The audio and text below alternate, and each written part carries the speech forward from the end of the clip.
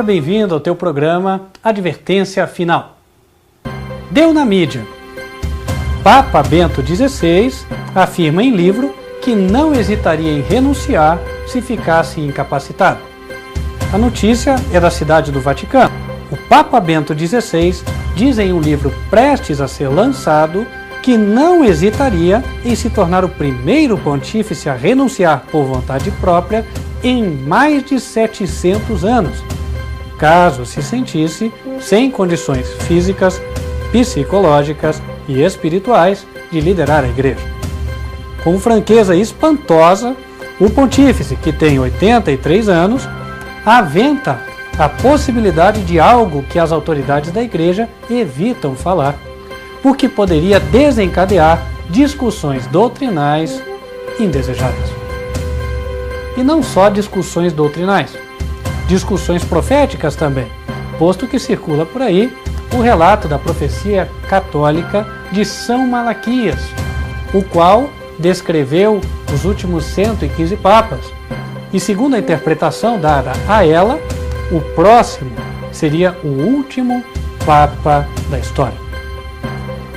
O que chama a atenção é que estudiosos da Bíblia também apresentam, no livro de Apocalipse, capítulo 17, uma interpretação que, pelo menos nesse ponto, é coincidente. O Papa posterior a Bento XVI seria o último Papa da história. Estaríamos nós no fim dos tempos? É o que vamos ver no estudo de hoje. Não perca!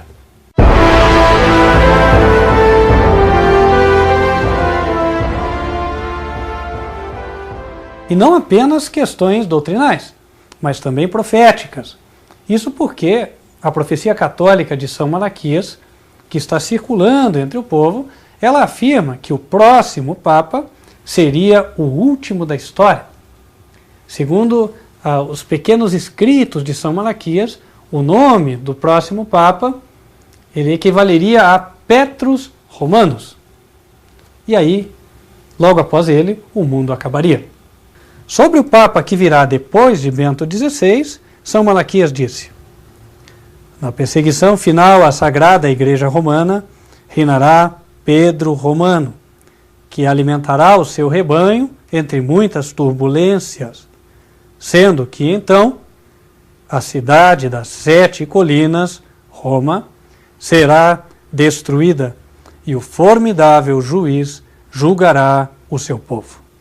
Segundo os evangelhos, notadamente o evangelho do apóstolo São João, Jesus foi enviado ao mundo não com o propósito de condenar ou destruir.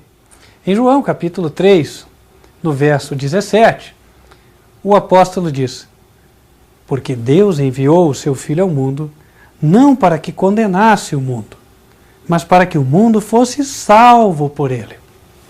O propósito de Deus anunciado na Bíblia é, portanto, a salvação de todo o mundo e não a condenação. Mas em Apocalipse, o propósito salvífico ou de salvação de Deus é apresentado em uma linguagem que podemos dizer invertida. Em lugar de dizer como nos salvar, o capítulo 17 diz como evitar o caminho da perdição, o que finalmente vai dar no mesmo resultado. Por isso, ele começa denunciando qual seria o caminho que leva à perdição ou à condenação.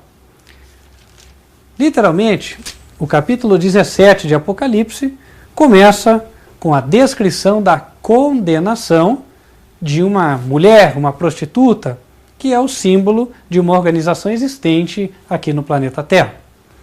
No verso 1, é dito assim: